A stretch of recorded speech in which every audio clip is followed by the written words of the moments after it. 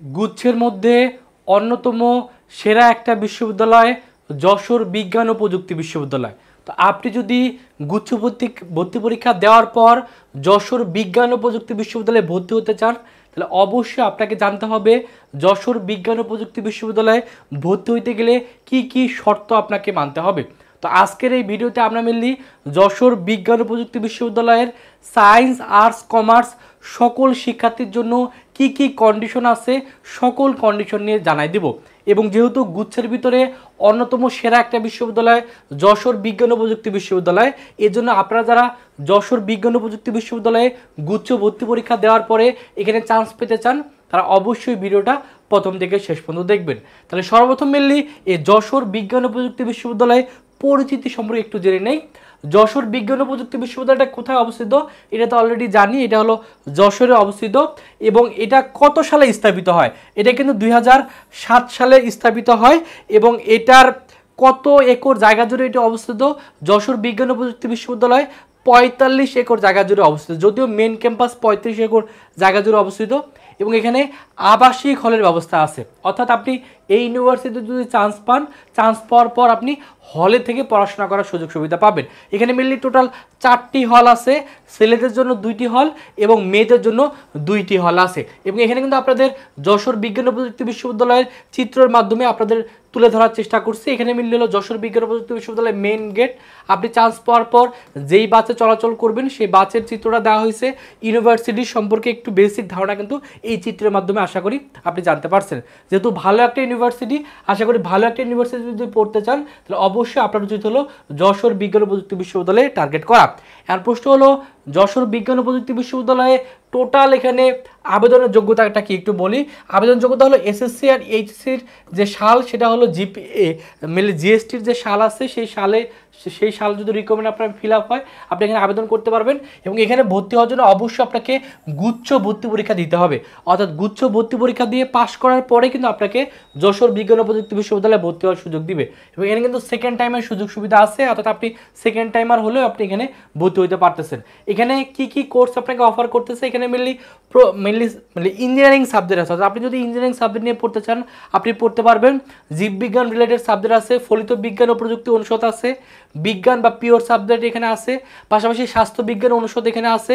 পাশাপাশি এই যে সাবজেক্টগুলো আছে এই সাবজেক্টগুলো শুধুমাত্র সায়েন্সের জন্য, আর যারা মেনলি মানবিকের স্টুডেন্ট বা বাণিজ্যের স্টুডেন্ট তাদের জন্য সাবজেক্ট আছে এই কলা ও সামাজিক বিজ্ঞান অনুষদ এবং ব্যবসা শিক্ষা অনুষদ।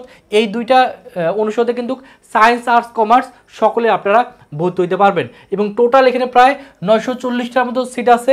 এবং এই বিশ্ববিদ্যালয়ে যখন আপনি আবেদন করবেন তখন কিন্তু এখানে কোঠারও সুযোগ সুবিধা আছে। তো মেনলি আমরা প্রত্যেকটা অনুষদ সম্পর্কে আমরা আলাদা আলাদাভাবে এখন জানবো।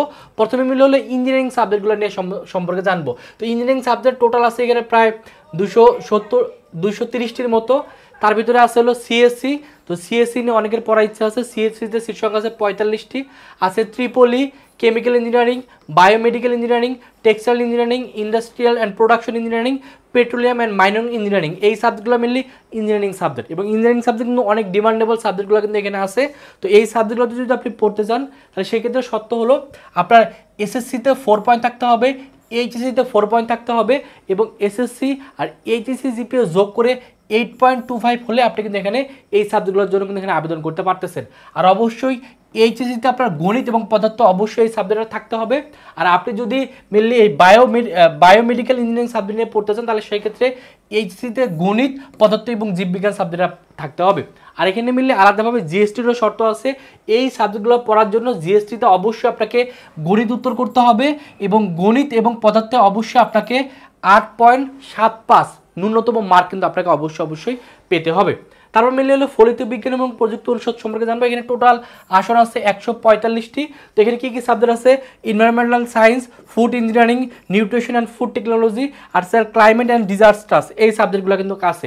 এই সাবজেক্টগুলোতে মিলে প্রথম 3টাতে 40টা করে সিট আছে, পরের শেষেরটাতে 25টা সিট আছে। তো এক্ষেত্রে হলো এনভায়রনমেন্টাল সায়েন্স এবং ফুড ইঞ্জিনিয়ারিংয়ে সেক্ষেত্রে অবশ্যই আপনার এইচএসসিতে জীববিজ্ঞান সাবজেক্টটা থাকতে হবে এবং জীববিজ্ঞানে পাস থাকতে হবে।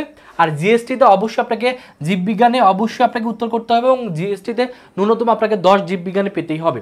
আর বাদবাকি এই নিউট্রিশন এবং ক্লাইমেট চেঞ্জের ক্ষেত্রেও সেম শর্তগুলো কিন্তু আপনাকে ফিল আপ করতে হচ্ছে। এখন মেনলি আলোচনা করবো কি নিয়ে, এখন আলোচনা করবো মেনলি জীববিজ্ঞান এবং প্রযুক্তি অনুষদ নিয়ে। এবার অর্থাৎ অনেকের চিন্তা ভাবনা আছে বায়োলজিক্যাল ভালো ভালো সাবজেক্টে পড়া, তাদের জন্য মেনলি এখানে আছে বায়োমেডিক্যাল, তারপর আছে ফিশারিজ, জেনেটিক ইঞ্জিনিয়ারিং, ফার্মেসি। এই ফার্মেসি নিয়ে অনেকের পড়ার ইচ্ছা, বায়োকেমিস্ট্রি অ্যান্ড মলিকুলার বায়োলজি, এই সাবজেক্টগুলো কিন্তু অনেক ভালো ভালো সাবজেক্ট এবং প্রত্যেকটাতেই মেনলি প্রথম যে 4টা আছে এখানে 40টা করে সিট, সেটাতে 20টা করে সিট। এখানে কিন্তু আলাদা আলাদাভাবে কন্ডিশনগুলো আছে। কন্ডিশনগুলো কি, আপনি যদি মাইক্রোবায়োলজি নিয়ে পড়তে চান সেক্ষেত্রে আপনাকে এসএসসি আর এইচএসসিতে আলাদাভাবে 3.50 থাকতে হবে, 2টা জিপিএস যোগ করে 8 পয়েন্ট থাকতে হবে। আর এইচএসসি বোর্ড পরীক্ষায় জীববিজ্ঞান, রসায়ন, ইংরেজিতে অবশ্যই আপনাকে গ্রেড A- ন্যূনতম আপনার থাকতে হবে। আর জিএসটি শর্ত হলো জীববিজ্ঞান এবং রসায়নকে আপনাকে আলাদাভাবে 10 করে পেতে হয়, অর্থাৎ জীববিজ্ঞানে আপনার অবশ্যই 10 থাকতে হবে, রসায়নে আপনার 10, জিএসটিতে ন্যূনতম আপনাকে অবশ্যই পেতে হবে। ফিশারিসের ক্ষেত্রে শর্ত হলো এসএসসি আর এইচএসসিতে 3.50, টোটাল 8 পয়েন্ট থাকতে হবে। আর এইচএসসি বোর্ড পরীক্ষায় জীববিজ্ঞানে অবশ্যই আপনাকে A গ্রেড ন্যূনতম থাকতে হবে। আর গুচ্ছ ভর্তি পরীক্ষা আপনাকে জীববিজ্ঞানে অবশ্যই উত্তর করতে হবে এবং জীববিজ্ঞানে ন্যূনতম আপনার 10 মার্ক অবশ্যই পেতে হবে। জেনেটিক ইঞ্জিনিয়ারিংয়ে যদি পড়তে চান সেক্ষেত্রে শর্ত হলো এসএসসি আর এইচএসসিতে আলাদাভাবে আপনার 4 পয়েন্ট করে থাকতে হবে, টোটাল 8 পয়েন্ট থাকতে হচ্ছে। আর এইচএসসি বোর্ড পরীক্ষায় রসায়নে আপনাকে A- এবং জীববিজ্ঞানে আপনাকে A গ্রেড অবশ্যই পেতে হবে। তবে জেনেটিক ইঞ্জিনিয়ারিংয়ে জিএসটির আলাদা কিন্তু কোনো শর্ত নাই। ফার্মেসি সাবজেক্টে যদি পড়তে চান সেক্ষেত্রে হলো এসএসসি আর এইচএসসিতে আলাদাভাবে 4 পয়েন্ট থাকতে হবে। আর এইচএসসি বোর্ড পরীক্ষায় জীববিজ্ঞান, রসায়ন বা পদার্থ, এই 3টা সাবজেক্টে আপনাকে অবশ্যই A গ্রেড পেতে হবে। আর ইংরেজিতে আপনার ন্যূনতম A- আপনাকে অবশ্যই পেতে হবে। আর জিএসটি শর্ত হলো জীববিজ্ঞান এবং রসায়নে আপনাকে অবশ্যই 10 মার্ক করে ন্যূনতম আপনাকে অবশ্যই পেতে হবে। তো বায়োকেমিস্ট্রি এবং মলিকুলার বায়োলজি নিয়ে যদি পড়তে চান সেক্ষেত্রে হলো এসএসসি আর এইচএসসিতে 4 পয়েন্ট করে পেতে হবে। আর এইচএসসি বোর্ড পরীক্ষায় রসায়নে অবশ্যই A- আর জীববিজ্ঞানে আপনাকে A গ্রেড অবশ্যই পেতে হবে। আর জিএসটির শর্ত হলো জীববিজ্ঞানে 10 করে এবং রসায়নে 10 ন্যূনতম আপনাকে কিন্তু অবশ্যই পেতে হবে। তো যেহেতু এগুলো ভালো সাবজেক্ট, এই শর্তগুলো দেখে তারপর আপনার উচিত হলো এখানে কিন্তু আবেদন করা। এখন আলোচনা করবো কি নিয়ে, এখন আলোচনা করবো হলো পিওর সাবজেক্ট অর্থাৎ বিজ্ঞান অনুষদের সাবজেক্টগুলো নিয়ে। আছে হলো পদার্থ, রসায়ন, গণিত এবং নতুন একটা সাবজেক্ট এখানে চালু হয়েছে, সেটা হলো apply statistics and data science. So যেহেতু সামনের দিনগুলোতে ডাটা সায়েন্সের অনেক ডিমান্ড বাড়বে, এই জন্য নতুন করে এই ডিপার্টমেন্টটা চালু করা হয়েছে। এখানে টোটাল সিট সংখ্যা আছে 20টি, আর বাদ দিকগুলোতে 40টা করে সিট আছে। সেক্ষেত্রে পদার্থ নিয়ে যদি পড়তে চান সেক্ষেত্রে এইচএসসি বোর্ড পরীক্ষা আপনাকে পদার্থ অবশ্যই বি গ্রেড থাকতে হবে। আর জিএসটি পরীক্ষায় গণিত অবশ্যই উত্তর করতে হবে। আর পদার্থতে জিএসটিতে অবশ্যই আপনাকে ন্যূনতম 10 পেতে হবে। রসায়নের ক্ষেত্রে এইচএসসি বোর্ড পরীক্ষায় গণিত অবশ্যই থাকতে হবে। আর রসায়নে অবশ্যই আপনাকে A- ন্যূনতম বোর্ড পরীক্ষায় থাকতে হবে। আর জিএসটি শর্ত হলো রসায়নে আপনাকে ন্যূনতম অবশ্যই 10 পেতে হবে। আর গণিতের ক্ষেত্রে হলো এইচএসসি বোর্ড পরীক্ষায় গণিতে অবশ্যই আপনাকে বি গ্রেড থাকতে হবে। আর জিএসটি শর্ত হলো গণিতে অবশ্যই আপনাকে ভর্তি পরীক্ষায় 10 মার্ক পেতে হবে।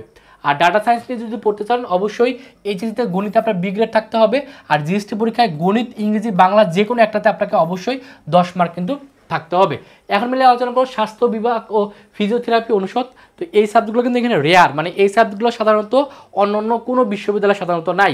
তো এই দুইটা রেয়ার সাবজেক্ট যদি আপনি পড়তে চান, যেমন আছে ফিজিওথেরাপি, এখানে সিট সংখ্যা আছে 20টি। আর আছে হলো নার্সিং, এই নার্সিংয়ের সিট সংখ্যা আছে 20টি। তো এক্ষেত্রে হলো আলাদাভাবে কন্ডিশন আছে। কন্ডিশনগুলো কি, আপনি যদি ফিজিওথেরাপি নিয়ে পড়তে চান অবশ্যই আপনাকে এসএসসি আর এইচএসসিতে আলাদাভাবে 3.50 থাকতে হবে, টোটাল 7.50। আর এইচএসসি বোর্ড পরীক্ষায় জীববিজ্ঞানে অবশ্যই আপনাকে ন্যূনতম A- থাকতে হবে। আর জিএসটি শর্ত হলো জীববিজ্ঞানে আপনাকে 12.5 আর রসায়নে আপনাকে ন্যূনতম 10 অবশ্যই পেতে হবে। আর যদি আপনি নার্সিং নিয়ে পড়তে চান সেক্ষেত্রে এসএসসি আর এইচএসসিতে আলাদাভাবে 2.50, টোটাল আপনার যদি 7 পয়েন্ট থাকে। আর এইচএসসি বোর্ড পরীক্ষা যদি জীববিজ্ঞানের ন্যূনতম আপনার যদি A- থাকে, আর জিএসটি পরীক্ষা যদি জীববিজ্ঞানে 10 থাকে, আর রসায়নে যদি ন্যূনতম আপনার 8 পান 25-এর ভিতরে, তাহলে কিন্তু আপনি এই সাবজেক্টগুলোতে আবেদন করতে পারবেন। অর্থাৎ এগুলো হলো মেনলি সায়েন্সের সাবজেক্ট নিয়ে আলোচনা করলাম। এখন মেনলি আলোচনা করবো মেনলি এই কমার্সের সাবজেক্ট নিয়ে। এই কমার্সের সাবজেক্টে কিন্তু সায়েন্স, আর্টস, কমার্স সকলে এখানে আবেদন করতে পারবে। এখানে টোটাল সিট সংখ্যা আছে প্রায় 160টি। তো এখানে আসলে অ্যাকাউন্টিংয়ের ক্ষেত্রে সায়েন্সের জন্য সিট 2টি, আর্টসের জন্য 2টি, আর মেনলি যারা বাণিজ্য শিক্ষার্থী তাদের জন্য আছে 36টি এখানে সিট আছে। তো অ্যাকাউন্টিংয়ের ক্ষেত্রে শর্ত হলো এসএসসি আর এইচএসসিতে অবশ্যই জিপি আপনার থাকতে হলো, এসএসসি আর এইচএসসি জিপিএ যোগ করে আপনার অবশ্যই 7.50 হতে হবে। আর জিএসটি পরীক্ষায় ইংরেজিতে 10 লাগবে, যারা মেনলি সায়েন্স, আর্টস, কমার্স সকলের ক্ষেত্রে। তবে যারা বাণিজ্য শিক্ষার্থী তাদের ক্ষেত্রে হিসাব বিজ্ঞানে অবশ্যই ন্যূনতম 12.5 পেতে হবে। ফাইন্যান্স নিয়ে যারা পড়তে চান তাদের ক্ষেত্রে হলো সেম শর্ত, তবে জিএসটি পরীক্ষা আপনাকে ইংরেজিতে অবশ্যই ন্যূনতম 10 পেতে হবে। ম্যানেজমেন্ট নিয়ে যারা পড়তে চান তাদের ক্ষেত্রে ইংরেজিতে ন্যূনতম 10 পেতে হবে। আর মার্কেটিং নিয়ে যারা পড়তে চান ন্যূনতম আপনাকে অবশ্যই 10 পেতে হবে। এখন মিলে আলোচনা করবো তবে এই যে ব্যবসা অনুষদ যেটা আছে এখানে কিন্তু সায়েন্স আর্টস কমার্স সকলে আবেদন করতে পারতেছে, আর কলা এবং সামাজিক বিজ্ঞান অনুষদ এখানে কিন্তু সায়েন্স আর্টস কমার্স সকলে আবেদন করতে পারবে। এখানে সিট সংখ্যা আছে 45টি, তার মানে এখানে আর্টসের সিট খুবই কম, শুধুমাত্র ইংরেজি সাবজেক্টটা এখানে আছে। এখানে সায়েন্সের জন্য ইংরেজিতে সিট সংখ্যা আছে 15টি, আর হলো মানবিকের জন্য 25টি, আর বাণিজ্যের জন্য মাত্র 5টি। এখানে পড়ার জন্য এসএসসি আর এইচএসসিতে আলাদাভাবে 3.50 লাগবে, টোটাল জিপিএ লাগবে 7.50, আর এইচএসসি বোর্ড পরীক্ষায় ন্যূনতম আপনাকে ইংরেজিতে A- থাকতে হবে। আর অবশ্যই জিএসটি শর্ত হলে জিএসটি পরীক্ষায় ইংরেজি আপনাকে অবশ্যই দেখাতে হবে, আর ইংরেজিতে ন্যূনতম আপনার 10 অবশ্যই পেতে হবে। তো এটা হলো মেনলি সায়েন্স আর্টস কমার্সের সকল সাবজেক্ট নিয়ে আলোচনা করলাম। এখন প্রশ্ন হলো যে এখানে মেনলি আবেদনটা আপনি কীভাবে করবেন। আবেদন আপনাকে জিএসটির ওয়েবসাইটের মাধ্যমে আপনাকে আবেদন করতে হবে, আর আবেদনের সময় আপনাকে জিএসটি রোল আর পাসওয়ার্ডটা লাগবে। আর আবেদন করার সময় হলো আবেদন ফি হলো 500 টাকা, যদিও এই 500 টাকা গত বছর ছিল, এবছর যদি পরিবর্তন হয় অবশ্যই আপনাদের জানাই দিব।